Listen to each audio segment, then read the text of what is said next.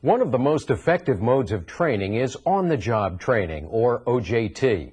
Two of the most important phases of virtually all OJT programs are implementation and evaluation. Implementation involves carrying out the training program as it was planned, and evaluation involves determining whether the goals of the training program have been met. On-the-job training is an effective way to teach a trainee how to do a job. However, for this type of training to work well, the instructor must be capable and qualified. In this part of the program, we'll examine the qualities and characteristics of a good OJT instructor. Probably the most important characteristics are knowledge of the job and the ability to communicate that knowledge well. When instructing a trainee, you'll need to explain technical and sometimes complex information in simple, understandable terms. Before conducting OJT, instructors commonly go through some form of training on how to teach effectively. In addition, an OJT instructor may sometimes need to improve or upgrade job skills that will be taught to others. Besides the ability to communicate well, a number of other factors may also contribute to being a good OJT instructor. One factor is the employee's experience in the plant. An experienced worker will likely be very familiar with plant operations and will have acquired a great deal of knowledge that can be passed on to trainees. Also, by working in the plant over a period of time, the veteran usually has the respect of co-workers and is generally viewed positively in a position of authority. How an instructor handles this position of authority is another important factor. A good instructor must be able to display good leadership qualities. Good leadership qualities are particularly important if the instructor has to train someone of roughly the same job experience, age, or background. This type of situation can become awkward and counterproductive if the instructor is not an effective leader. An effective OJT instructor is one who can help a trainee learn without taking advantage of the position of authority. Another factor is the instructor's overall attitude. If you don't have a positive attitude, you may set a bad example for the trainee, and if so, you won't be an effective teacher. When instructing trainees, an OJT instructor should be objective and attempt to teach all trainees equally. You should make a conscious effort not to play favorites. During OJT, the trainee will have to get accustomed to having someone looking over his shoulder and watching his every move. One of your goals as an OJT instructor is to create a comfortable environment in which the trainee can learn. You don't want the trainee feeling intimidated. He must feel at ease so that he'll ask questions when he doesn't understand something. One way to put a trainee at ease is to discuss your own experiences when you were training to be an operator. Admitting that you may not have done everything flawlessly right off the bat will reassure the trainee that mistakes are part of the learning process. So encourage him to ask questions on anything that he's unsure about. And if one of his questions stumps you, don't be ashamed to admit it. Just let him know you'll check into it and get back to him. As an OJT instructor, you may be teaching trainees who have virtually no background knowledge, so don't take anything for granted. Depending on their abilities, different trainees will progress at different rates. But as an instructor, you must remain patient, even when a trainee may not be grasping an aspect of a job that seems simple to you. Before OJT is implemented, certain plans and preparations have to be made to help ensure the success of the training program. Scheduling is an important concern when planning on-the-job training, since OJT must be scheduled around the operations of the unit. The training department must coordinate its plans with the unit or line supervisor. Both must be aware of when the on-the-job training occurs and who is involved. As an OJT instructor, you should also have a plan or strategy for scheduling. If you have any flexibility in scheduling the OJT, you should coordinate when to cover each task with when the tasks are scheduled to be performed in the plant. The time that the training will occur is another important factor. For example, if any of the training must be conducted outside, then it may be better to schedule the training during the daylight hours than at night. However, if the trainee will be required to perform the actual job at night, then it might be preferable to train him under similar conditions. It may also be better to schedule certain tasks early in the shift so that both the instructor and the trainee will be more alert. When scheduling training, another factor to consider is the trainee-to-instructor ratio. Often, on-the-job training is conducted on a one-on-one basis. However, depending on the circumstances, there may be more than one trainee for each instructor. Keep in mind, though, that the more trainees there are, the less time each will have to perform the job procedures. The more trainees there are, the more likely it is for certain trainees to simply watch someone else instead of doing the steps themselves. So, when planning OJT, make sure that you schedule enough time for each trainee to practice all of the job skills. Before implementing OJT, you should review the responsibilities and procedures involved in the job that you'll be teaching. If you're unsure about any aspects of the job, clear them up before the training begins. Another preparation is to collect and organize any materials that are needed. This includes any tools and safety gear that are required for the job. Depending on the job, you may want to demonstrate and explain how the tools or safety gear work before heading out into the plant. Other training materials include performance objectives and OJT checklists. As you may know, a performance objective is a brief description of the outcome or intended result of training. An OJT checklist identifies the steps the trainee must follow to accomplish the performance objective. In this part of the program, we'll look at different methods of conducting an OJT program and identify coaching skills that an instructor can use during OJT. First of all, the instructor and the trainee should review the overall goals of the job. That is, you should explain the purpose of the job and identify the performance objectives. General procedures should be discussed before and during OJT. You should explain why certain steps are required and how they affect the overall job. There may also be special safety or emergency procedures to consider. If so, it's a good idea to go over these with the trainee early on. If you're teaching the equipment in a process unit, it may be a good idea to walk the trainee through the flow path of the process. By doing this, the trainee will become acquainted with the different components in the system and get a basic idea of how they fit together. In addition, you may want to have the trainee get actively involved in the learning. For example, you can have him find the process components on a flow diagram. If the trainee has had any past experience that's similar to the new job, you can make the training easier by comparing the new procedures to the trainee's previous experience. A number of different methods can be used to conduct on-the-job training. The way in which OJT is performed depends on the nature of the job, the preference of the instructor, and the ability of the trainee. For instance, you might first demonstrate the procedures involved, then allow the trainee to perform the tasks himself, correcting his mistakes and assisting him when needed. On the other hand, for fairly simple tasks, you may decide that demonstrating each task is unnecessary. You may simply explain how to do each step and then have the trainee perform the job himself under your supervision. One technique you can use to teach a long, complex job is to break the job down into smaller, separate tasks. In this way, the trainee will only need to focus on learning one set of job tasks at a time. He won't feel as overwhelmed as he would if he had to learn the whole job at once. Regardless of the training method used, an OJT instructor is like a coach, so you should apply good coaching skills. In general, you will want to instill confidence in the trainee.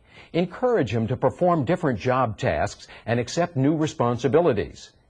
Instead of commenting only when the trainee does something wrong, the instructor should also recognize when things are done correctly. As an instructor, keep in mind that you don't want to overcoach or undercoach. If you overcoach a trainee, he may become too dependent on you. Once he's completed training and is working on the job, he won't be able to rely on your guidance anymore. On the other hand, you don't want to undercoach the trainee either. If you don't give him sufficient guidance, it will take him longer to develop the skills he needs. And the more time it takes for the training to be completed, the more costly it is for your plant. For just about any trainee, it's a good idea to review the main points and procedures so that the trainee will be less likely to forget them. Once the trainee begins performing the tasks of the job himself, you should monitor his progress using any relevant OJT checklists, schedules, or charts. As the trainee performs each step, check off that item on the list and record the date that it was completed. You'll be able to use the list to show the trainee how his progress is measured, and you'll know when the training is completed. As an OJT instructor, you can help instill in the trainee a good attitude and good work habits. For example, at the end of a job, it's important to leave the work area clean. All tools and gear that were used for the job should be put away in their proper places. When an operator completes a job, there may be some paperwork to do. You'll need to show your trainee how to fill out this paperwork when necessary. The trainee should understand that duties like housekeeping and paperwork are important parts of an operator's job. They're not simply extra chores to do when and if there's time. By observing how you follow the plant's policies and procedures, the trainee will learn the proper way to conduct himself on the job. In this topic, we covered some of the key principles and procedures related to the implementation of an OJT program. We looked at qualities of a good OJT instructor. We went over some important OJT preparations, and we saw several effective methods of conducting OJT. At this point, check what you've learned by trying a few questions on this material. Probably the most important characteristics are knowledge of the job and the ability to communicate that knowledge well. When instructing a trainee, you'll need to explain technical and sometimes complex information in simple, understandable terms. The time that the training will occur is another important factor. For example, if any of the training must be conducted outside, then it may be better to schedule the training during the daylight hours than at night. However, if the trainee will be required to perform the actual job at night, then it might be preferable to train him under similar conditions. One technique you can use to teach a long, complex job is to break the job down into smaller, separate tasks. In this way, the trainee will only need to focus on learning one set of job tasks at a time. He won't feel as overwhelmed as he would if he had to learn the whole job at once. During the entire OJT process, the instructor continually evaluates the trainee's performance to monitor his progress and to determine when the trainee has learned how to do the job correctly. One of the most important tools used for trainee evaluation is an OJT checklist. The checklist consists of a list of tasks that must be accomplished to complete a particular job. Each task is checked off as it's completed. As the training progresses, make sure to give the trainee enough practice time. Both you and the trainee should be confident that he can do the job correctly. Also, make sure that his progress and achievements are well documented on the OJT checklist. When you sign off on the checklist, you are verifying that the trainee can do the job. Once the trainee understands and has accomplished all the items on the checklist, he should be able to perform the job on his own. To confirm this, you may want to spot check or review certain items on the checklist again, perhaps the most important ones. Clear records should be kept to keep track of what happened during training. There may also be government regulations requiring the documentation of training. The records are often in the form of a progression chart or training schedule, which indicates what tasks the trainee needs to complete and when. If the trainee is not progressing acceptably, some of the training may need to be repeated, or additional training may be necessary until the trainee is up to speed. If additional training is needed, the unit supervisor or training manager may need to be consulted. Also, if you find that the training is not going well, act professionally and focus on the job at hand to try to figure out a way to get better results. Who knows, by the end of OJT, a problem trainee may turn out to be a very good operator. When the trainee has mastered all of the skills necessary to do the job, his training may not yet be over. Depending on your plant's approach, a formal testing or evaluation of the trainee's ability may have to be conducted. Plants often have their own qualification or certification programs to evaluate their operators. The person administering the formal evaluation may or may not be the OJT instructor. Even if the formal evaluation is conducted by a third party, the OJT instructor can help prepare the trainee. For example, the instructor can explain the types of things he'll need to know and the way in which the evaluation will be conducted. There's more to OJT evaluation than just evaluating the trainee. It's also important to evaluate the training program and the performance of the OJT instructor. This is basically an objective self-evaluation that can be helpful to you when you're planning how to instruct future trainees. A good OJT instructor is flexible enough to adjust training techniques to improve the trainee's performances and the productivity of the overall training program. If you're considering making a change in your training methods, you may want to discuss alternatives with your plant's training department or other OJT instructors. Another good source of information is someone you've recently trained. He will be able to tell you what was most helpful about the training and what could have been improved. You can also get feedback from your trainee's supervisor after the trainee's been on the job a while. The supervisor can let you know if the trainee was well trained, and he may offer suggestions on improvements. With these ideas, you can plan better for instructing new trainees in the future. What we're going to do in this part of the program is review the main steps and principles of on-the-job training. We'll do this by going through an OJT example from beginning to end. This example involves a sampling procedure. The first thing to do is determine the training needs for the sampling job. This requires a job and task analysis. A job and task analysis identifies and describes the knowledge and skills a worker needs to perform a job. The trainee is profiled as well to determine what aspects of the sampling procedure he needs to be trained on. The next step is to decide which training needs can be met through OJT. The knowledge-based items, such as the reasons and statistical concepts related to sampling, may need to be discussed in a classroom. The skills-based items, such as the specific sampling procedures, are best taught through OJT. From the task analysis, training materials can be developed. These include performance objectives and OJT checklists. In this example, one performance objective, or intended result of the job, is the taking of representative and uncontaminated liquid samples. And these are some of the checklist steps that have to be done to meet the performance objective. Training is implemented even before a sample is taken. The instructor goes over some of the basics, such as what the sample is, how it's going to be used by the plant, and how abnormal samples affect the process. The proper sampling equipment, including chemical gloves, sample bottles, labels, tongs, and any other safety gear, is also assembled and explained before taking samples. Then the instructor goes through the steps on the checklist. The instructor also emphasizes why the job's done a certain way. For example, she points out that to get a good sample, you need to let the liquid run a few seconds first. The instructor also stresses that it doesn't take much to contaminate a sample, so details like rinsing the bottle thoroughly and putting the cap on right away are important. Then the trainee's given a chance to take a sample. The instructor documents and evaluates his performance by checking off the items on the checklist and determines whether the performance objectives are met.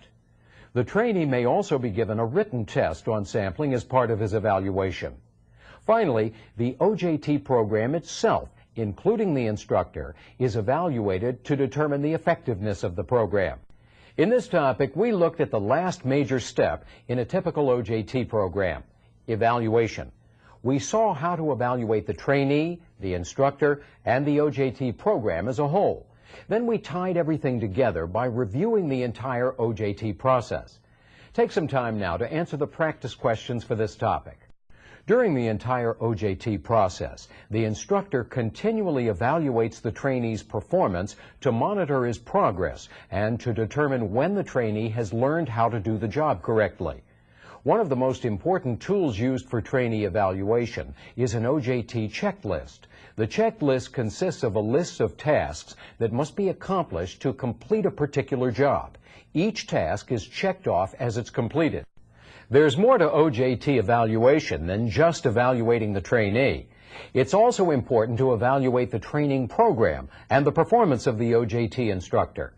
This is basically an objective self-evaluation that can be helpful to you when you're planning how to instruct future trainees.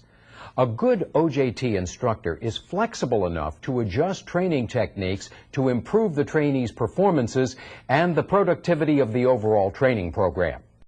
The first thing to do is determine the training needs for the sampling job. This requires a job and task analysis. A job and task analysis identifies and describes the knowledge and skills a worker needs to perform a job.